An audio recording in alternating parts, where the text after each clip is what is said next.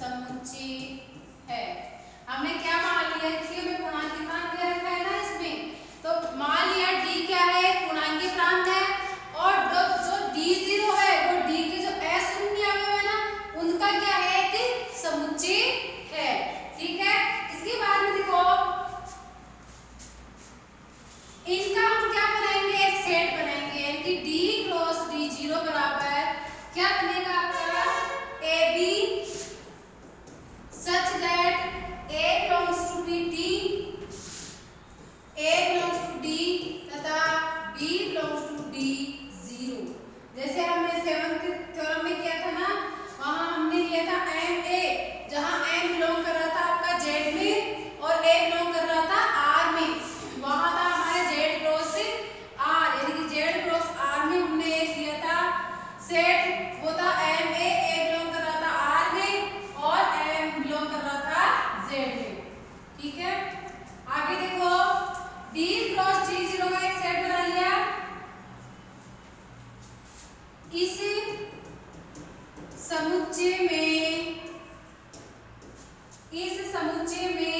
द्विचर संबंध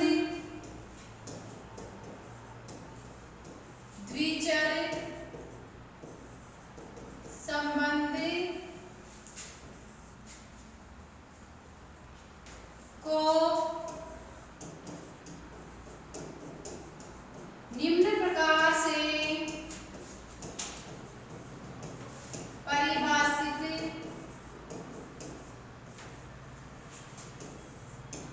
किया गया है। द्विचर संबंध क्या है आपका, तुल्यता का, यानी कि हम इस सेट में क्या करेंगे, एक संबंध लेंगे, उसमें हम तुल्यता के साइन के साथ बताएंगे कि जैसे ए बी तुल्य है सी डी के, जैसे हमने वहां पे लिया था ना एम ए एम बी दो संख्या ली थी, उसमें संख्या लगाई थी हमने प्लस की, तो M A plus N B किसके बराबर था, M plus N A plus B के बराबर। इसी प्रकार हम इसमें कौन सी ले रहे हैं, तुल्य की क्या ले रहे हैं, द्विचर संक्रिया। तो वो द्विचर संक्रिया हमारी किस प्रकार होगी कि ए बी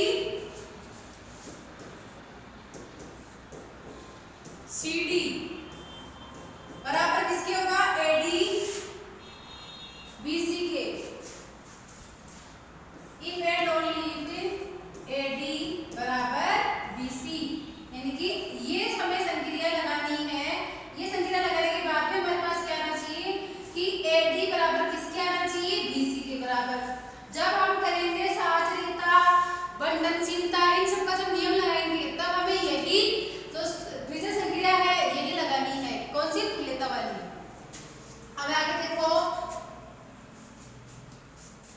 अब हम सिद्ध करेंगे कि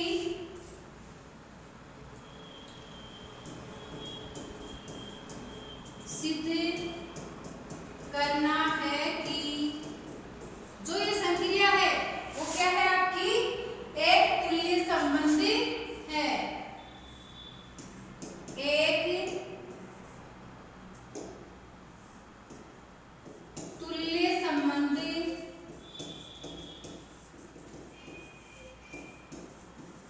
है। तो देखो तुल्यता संबंध के लिए हमें जो किसी भी संक्रिया को अगर तुल्य प्रूव करना है तो इसके लिए हमारे पास तीन कंडीशन है।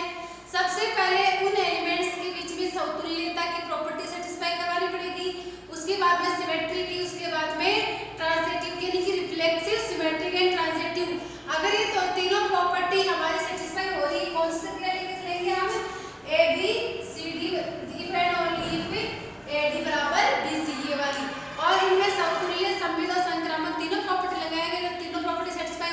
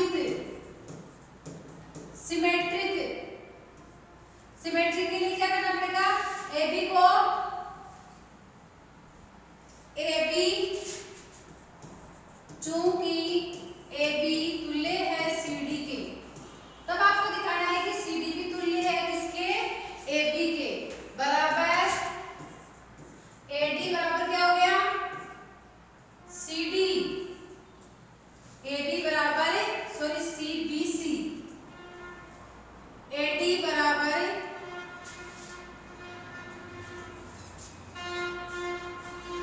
डी तो आ गया ना, बी रह गया हमारा, ए डी बराबर बी सी बराबर, इसको मैं क्या लिख सकती हूँ, ये कौन से नियम का फॉलो करता है, मैंने क्या कहा था, डी क्या है, क्रम विनिमय वलय है, तो क्रम विनिमय वलय से क्या जाएगा, सी बी बराबर किसके जाएगा, डी ए के,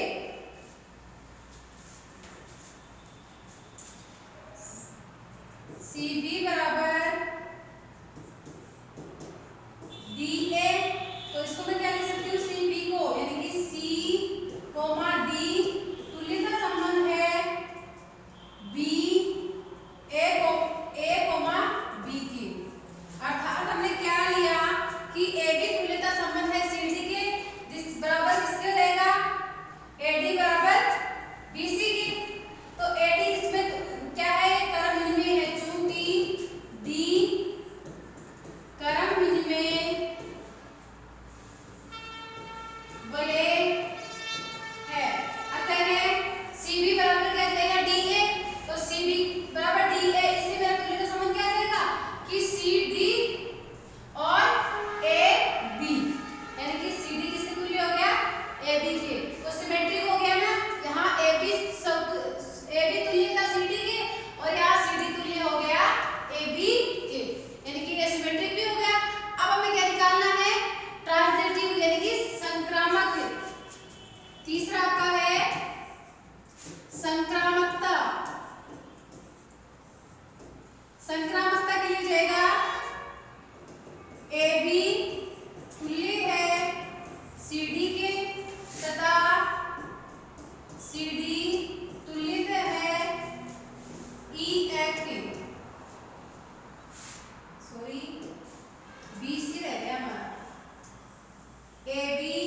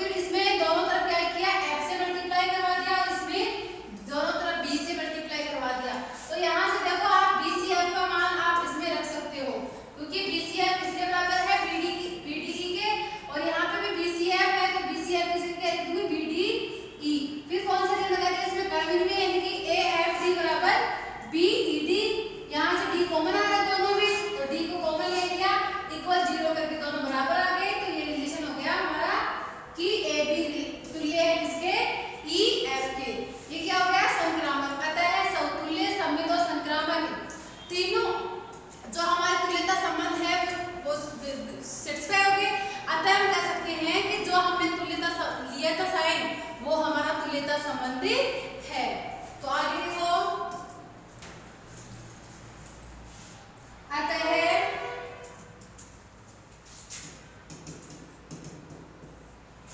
D क्रॉस D0 में तुल्यता संबंधी है। अब तुल्यता संबंध हो गया, अब हम क्या सिद्ध करेंगे?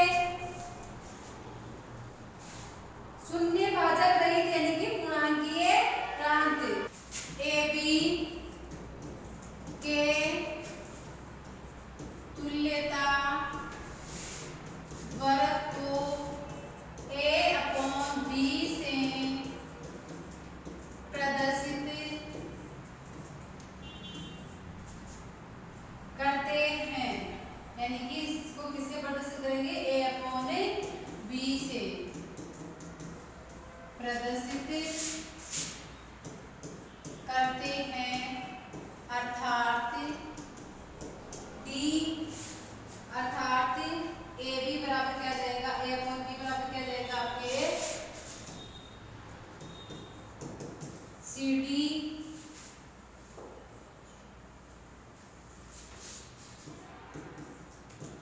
such that CD तुल्यता है, E है। ठीक है, इसको हमें इस रूप में लिखेंगे और ये किस में बिलोंग करेगा?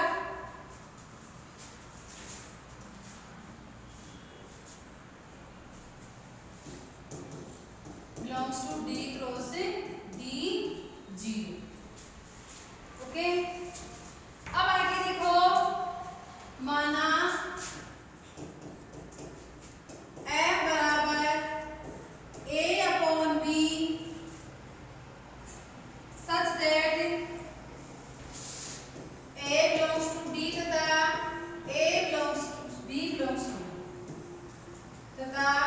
B belongs to B0, यानी कि हमने एक नया सेट लिया है क्षेत्र F का, तो किस रूप में है? A/B के रूप में, यानी कि F बराबर है A/B such that A belongs to D और B belongs to D0। समुच्चय F में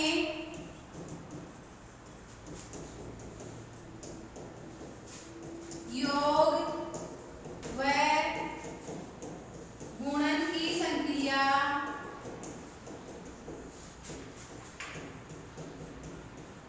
निम्न प्रकार है। इसमें भी हमें क्या लेनी पड़ेगी? योग और गुणन की संक्रिया। योग और गुणन की संक्रिया लेने पर हम देखते हैं कि ये हमारे जो योग और गुणन की संक्रिया है, ये सार्थक है कि नहीं, अर्थात वेल डिफाइंड है कि नहीं। अगर ये वेल डिफाइंड होगी तभी हम कह सकते हैं कि जो हमारे योग और गुणन की संक्रिया है वो दोनों सार्थक है। तो इसमें देखो, पहले योग की संक्रिया यानी कि A/B प्लस C/D किस रूप में होगा? AD plus BC upon BD। योग की संक्रिया इस रूप में होगी और गुणन की संक्रिया A/B डॉट C/D बराबर क्या होगा? A.C और B.D, यानी योग और गुणन की संक्रिया होगी। और हमें क्या दे रखा है? D शून्य भाजक रहित है।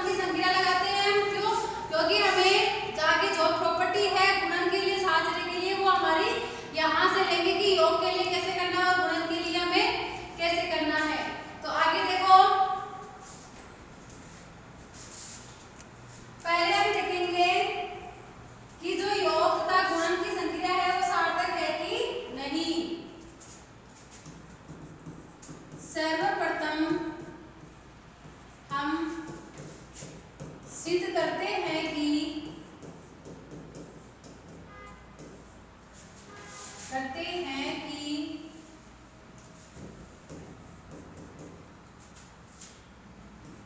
योग तथा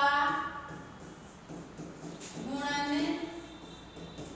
की संक्रिया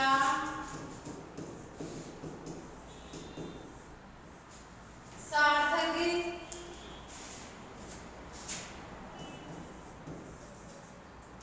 यानी कि वेल डिफाइंड सार्थक है। इसके लिए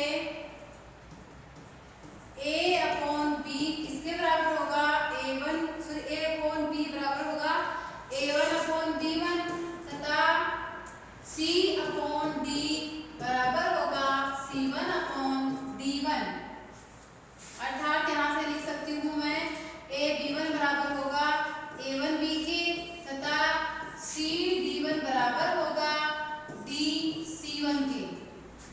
समीकरण नंबर 1 ए बी, अब हम किसके लिए करेंगे, प्लस के लिए, अर्थात a upon B plus c upon D बराबर क्या आ जाएगा यहाँ से A D plus B C upon B D.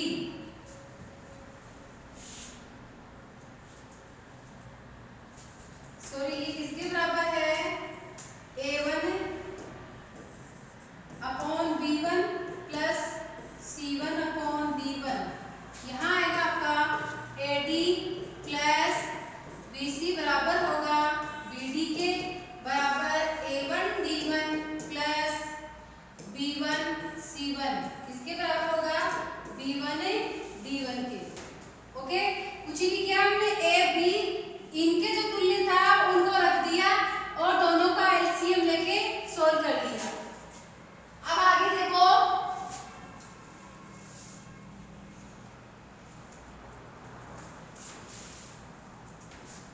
यहाँ आ जाएगा आपका AD plus BC D1 D1 बराबर A1 D1 plus B1 C1 और B BD क्रॉस मल्टीप्लाई कर दिया दोनों को।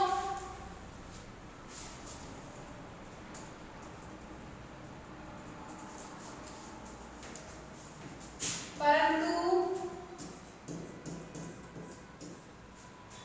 AD plus BC B1 D1 बराबर होगा आपके AD B1 D1 plus BC B1 D1 के, इनकी इसको कोष्ठक के अंदर मल्टीप्लाई करवा दिया।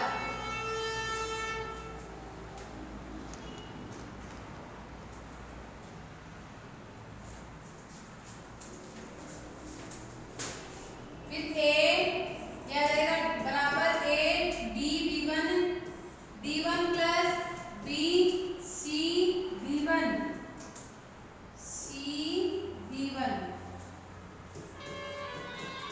d1। तो यहाँ से a d b1 और ये क्या आपका d1, तो a b1 किसके बराबर है, इसमें कौन सा नियम लग रहा है, कारक में नियम हमारा a b1 d d1 plus यहाँ आ जाएगा c b1 c यानी ये रहेगा b b1 c d1 यानी कि a b1 d d1 plus b b1 c d1। तो b1 d का मान